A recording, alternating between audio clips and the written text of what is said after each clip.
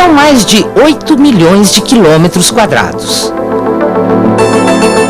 Mais de 160 milhões de habitantes. O quinto maior país do planeta é também um dos mais ricos em espécies animais e vegetais. E é um dos países que mais traficam animais no mundo. Vocês têm ideia que o tráfico de animais silvestres aqui no Brasil começou no descobrimento do Brasil? Os portugueses chegaram aqui, ficaram encantados com a nossa fauna, a nossa flora, e pegaram várias espécies dos nossos animaizinhos e levaram para os seus reinos, como prova da descoberta de novas terras. Os primeiros navegadores chamaram a nova descoberta de Terra Papagalis. Eram tantas aves, tão diferentes, tão coloridas.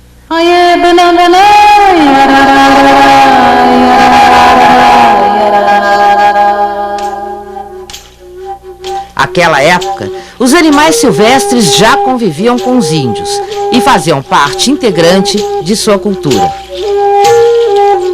Mas, com o descobrimento, passaram a figurar nos mapas e a ser alvo da cobiça dos homens. Começaram a ser caçados e levados para a Europa.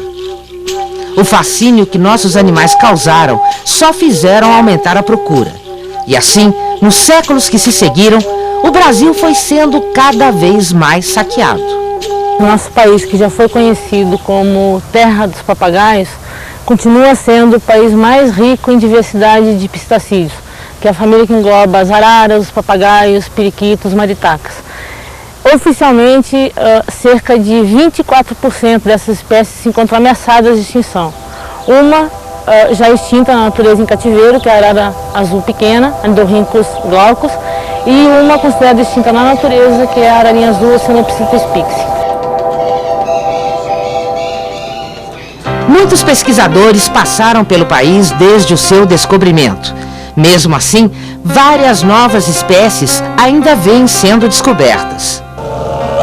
A luta pela sobrevivência na floresta e o surgimento de cidades de pequeno e médio porte pelo interior da Amazônia, pelas áreas de Mata Atlântica e nos cerrados, levaram a sua população a um estreito convívio com a fauna silvestre e ao seu consumo. Seja como alimento, seja como matéria-prima para a produção de artesanato ou como complemento da renda familiar. E passados 500 anos, a nação independente não conseguiu mudar nem a mentalidade e nem o cenário, que só não é mais devastador graças a esforços quase quixotescos de alguns brasileiros. Primeiro foi Emílio Gueldi, em 1895. Diretor do Museu Paraense de História e Etnografia, Gueldi denunciou a captura e matança de animais brasileiros para abastecer o mercado externo. Naquela época, em Marajó, quilos de penas de garças e guarás eram vendidos para estilistas europeus. E para cada quilo exportado, entre 100 e 300 aves eram mortas. As denúncias pouco adiantaram. Entramos no século XX e as penas continuavam nos chapéus da moda. E a moda europeia pedia mais. Calcula-se que na década de 30, mais de 250 mil beija-flores foram mortos só no estado do Pará para abastecer este mercado. Os ambientalistas conseguem sua primeira vitória em 34. O governo cede aos protestos e publica decreto proibindo o transporte, a caça e a venda destas aves. Não adiantou. Tampouco a Lei de Proteção à Fauna, feita 30 anos depois, em 1967, trouxe resultados no combate ao tráfico. A nova lei ambiental brasileira foi sancionada pelo presidente Fernando Henrique Cardoso em 1998. Proíbe a caça, a perseguição, a destruição, a utilização e o comércio de animais silvestres. Vários séculos, várias leis. E o Brasil continua sendo um dos países que mais traficam animais no mundo. O tráfico de animais é o terceiro maior comércio ilegal do planeta. Perde apenas para o tráfico de drogas e de armas. Por ser uma atividade legal, os números são difíceis de serem calculados. Mas acredita-se que o tráfico de animais movimente mais de 10 bilhões de dólares ao ano. O Brasil participa deste mercado com cerca de 15% e fica cada vez mais pobre. Pelas estimativas, a cada ano, 50 milhões de animais brasileiros são retirados da natureza para abastecer o tráfico. E o mais trágico, de cada 10 animais retirados, apenas um chega com vida à gaiola do consumidor. Os outros 9 morrem no caminho. Arrancados de seus ninhos ainda sem penas, apanhados com visgo, mutilados, cegos. Para que não façam barulho, os traficantes aplicam sedativos. Anestesiados, embalados em tubos de PVC. Não comem, não bebem, mal respiram. São dias de viagem por terra e longos trajetos de avião ou navio. Ficam estocados em depósitos clandestinos como este, até serem vendidos para o consumidor final. Privados da natureza, colocados em gaiola, excluídos da reprodução. Para engordar as coleções particulares, para serem vendidos em lojas, integrar os plantéis de zoológicos, universidades, museus, centros de pesquisas e multinacionais das indústrias química e farmacêutica, os animais são vítimas da crueldade dos traficantes e da precariedade no transporte. As rotas nacionais do tráfico de animais silvestres partem das regiões Norte, Nordeste e Centro-Oeste e desembocam na região Sudeste, principalmente no eixo Rio-São Paulo. São vários os meios de transporte utilizados pelos traficantes. Nas regiões Norte e Centro-Oeste, o transporte fluvial e através de pequenos aviões que transitam pelo espaço brasileiro sem o menor controle são muito utilizados. Mas no tráfico nacional, o maior volume ainda é transportado pelos caminhoneiros. Cruzando mais de 1.600.000 quilômetros de estradas brasileiras, eles são o principal elo de ligação entre as regiões de captura e os mercados consumidores. O objetivo do tráfico é a obtenção de renda através da venda dos animais. E a feira serve como esse ponto de venda. Em várias cidades brasileiras, principalmente no Norte, Nordeste e no Rio de Janeiro, as feiras livres são os principais pontos deste comércio ilegal. Elas abastecem o pequeno consumidor e servem de fachada para o contato com grandes traficantes locais e estrangeiros.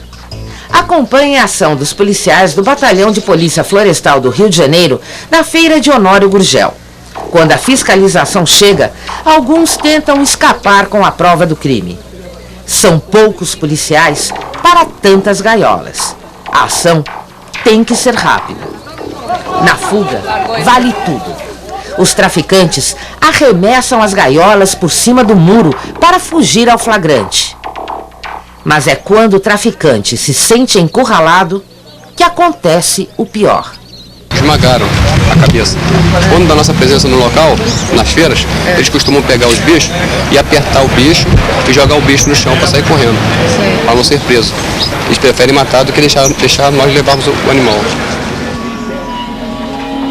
Os animais silvestres mais procurados ficam depositados em casas próximas às feiras. Em Belém, a compra de animais silvestres em um desses depósitos foi flagrada pela microcâmera escondida. Acompanhe. Tô ligando sempre do meio-dia, né? Tá desligado seu telefone? Mas não é igual, não é o topo, não. Hã? Não é o topo, não. É o tipo, é? É. Essa aí qual que é? Tricolor. Essa é tricolor. Vermelhona aquela lá.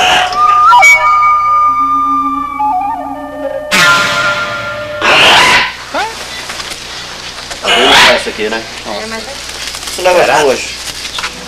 Não sabe mais.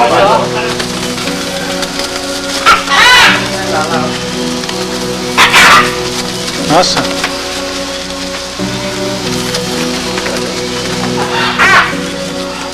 Cuidado, não machuca a bichinha não. essa que tem ideia da idade, né? É nova, senhora. São novas.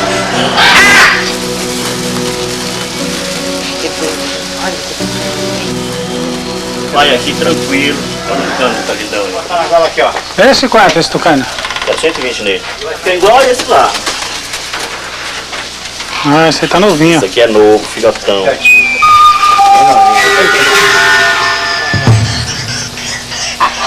Não grita não, todos gritam. Vai levar o tucano? Olha. Tô lhe falando. Pô, já que a gente pegou mais uma sua. Eu vendi ontem, mas. Então, já que a gente pegou mais uma sua, arara, o tucano mais um, faz 400, pô, vai. Não, eu fiz 450. 450, me dê 30. Eu tenho, me deu troca, Luciano, me dê. E eu tenho que comprar a gaiola dele ainda. Ainda tem que Pois é, comprar a eu tenho gaiola. que dar uma comissão pra ele, dar uma conta pra ele aí, pro cara. Então, 420. Deixa 430, pronto, eu vou dar 30 reais pra ele.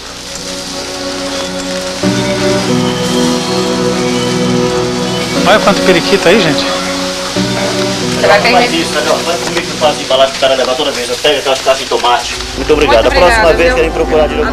Nos caminhos internacionais, a maior parte dos animais segue para a Europa, Ásia e Estados Unidos. As principais portas de saída são os aeroportos do Rio de Janeiro, São Paulo, Recife e Belém, os portos da região norte e as fronteiras com os países vizinhos. Em países como Bolívia, Colômbia, Panamá, Venezuela, México e Paraguai, nossos animais recebem falsa documentação, sendo depois reexportados. No Paraguai, em Ciudad del Este, o comércio também corre solto, apesar do policiamento reforçado na fronteira. Em menos de uma hora, nossa equipe encontra 2 traficantes que vendiam papagaios. Amontoados dentro de caixas e sacolas, sob um calor de 38 graus, os animais, que segundo eles vieram do Brasil, aqui são vendidos por cerca de $35 e cruzam a fronteira em caixas nos bagageiros de ônibus e carros. Em muitas regiões do Brasil, a caça e o consumo de animais silvestres são questões de sobrevivência. Para muita gente, o animal silvestre é a única fonte de alimento, você acredita?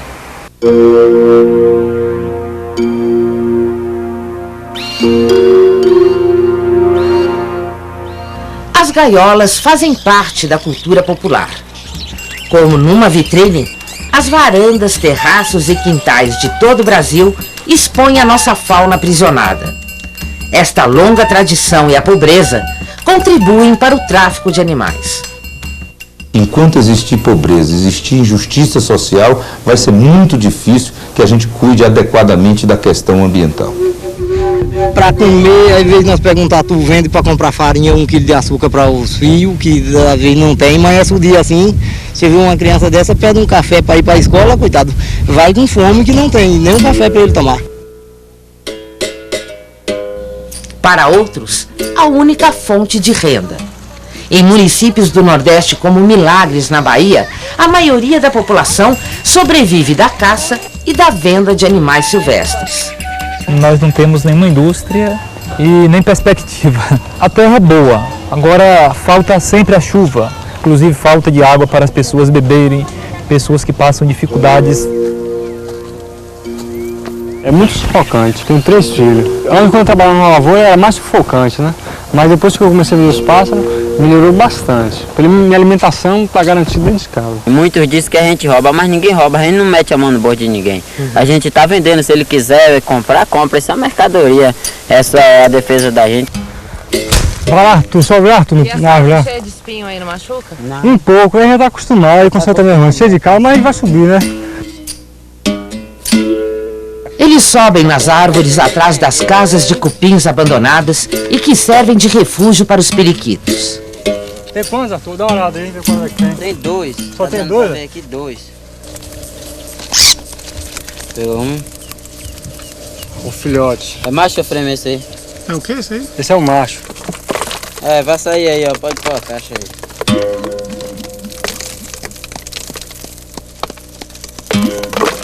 Isso aí. Esse aqui é a fêmea tem o azul, ó, e a cabeça dela é menor.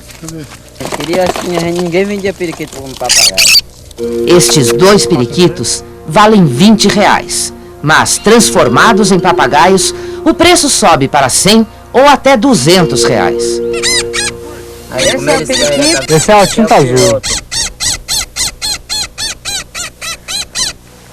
Aqui o papagaio verdadeiro tem essa cor toda aí. Tem um azul, tem um vermelho na asa.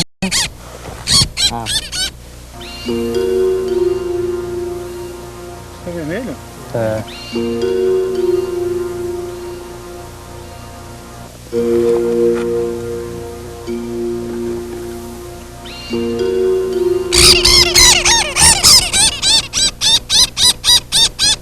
Esse é o preto, que o papagaio velho tem um bico preto e o filhote tem um bico branco. Então a pessoa que não conhece aí é difícil falar que não é papagaio, porque quando vê a cor, vê o bico, aí sem dúvida leva. É lavável? Aqui a gente tira o rabo deles aqui, que é para não ficar com o rabo cortado e mostrar de tesoura, aí a gente diz que tá novo.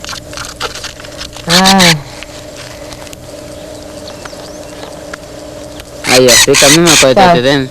Aqui não tem como ele dizer que a gente cortou nada aqui, a gente diz que tá nascendo aqui. E aqui a gente corta de tesoura para dizer que tá na lãzinha. Aí fica mais fácil, tá entendendo? E aí tá o cavalo do papagaio aí, 150 os dois. E se eles fossem um casal de periquito? Não valia nada, não valia nem um centavo.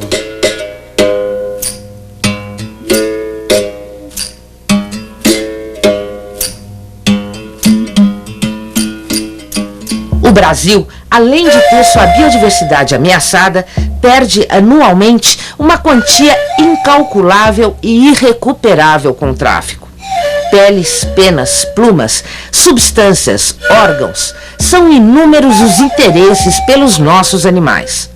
O mercado mundial de hipertensivos, que movimenta anualmente 500 milhões de dólares, tem em seus medicamentos o princípio ativo retirado do veneno de serpentes brasileiras, como a jararaca.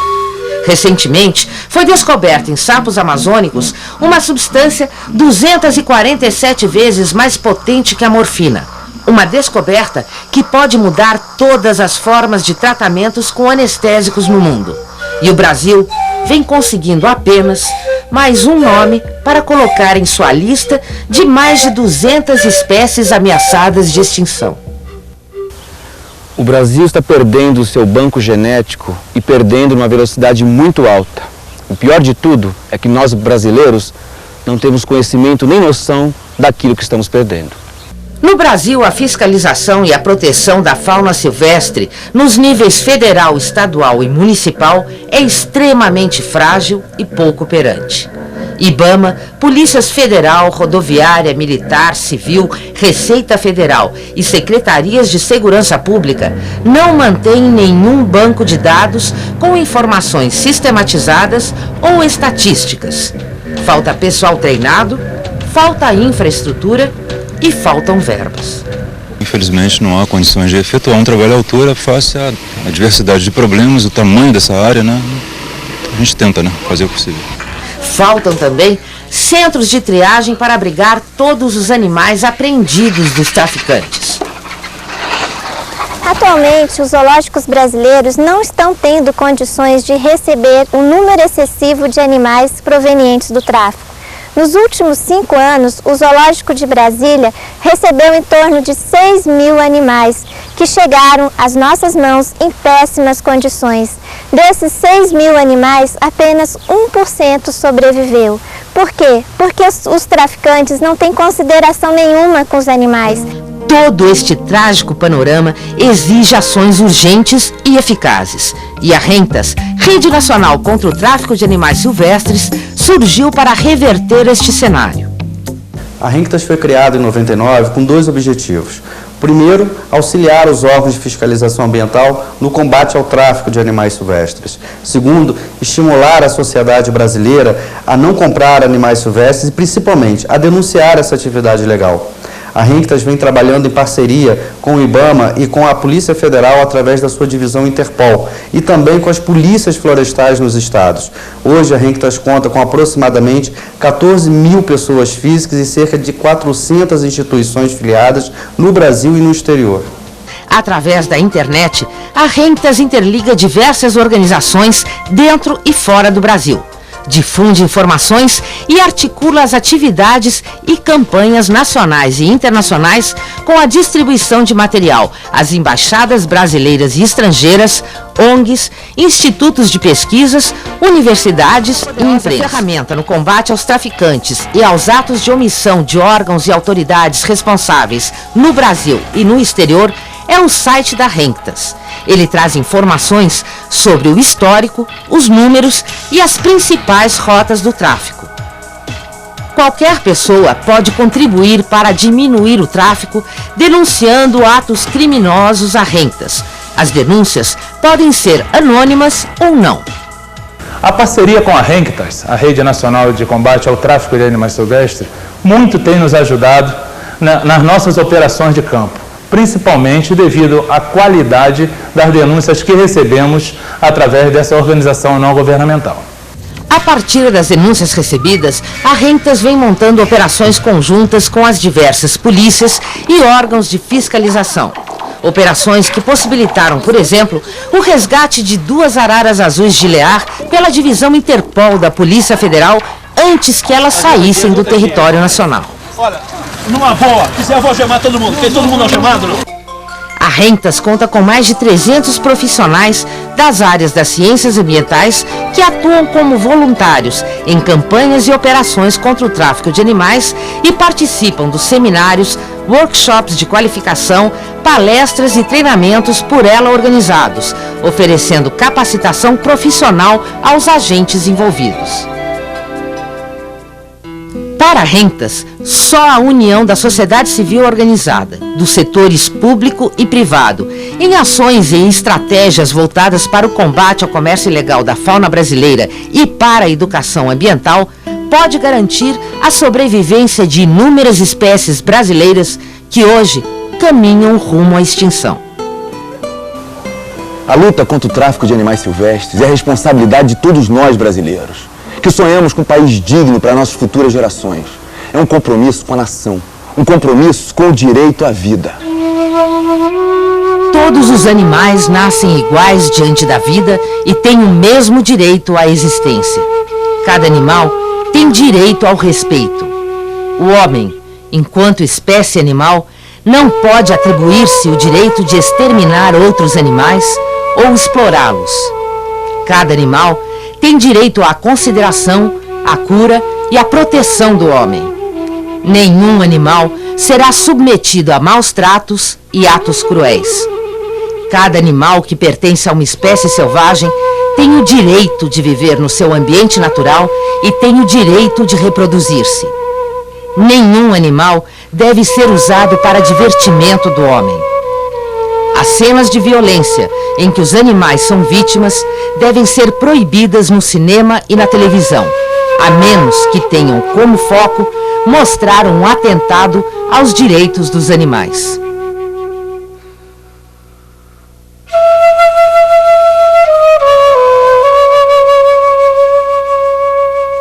Artigos da Declaração Universal dos Direitos dos Animais.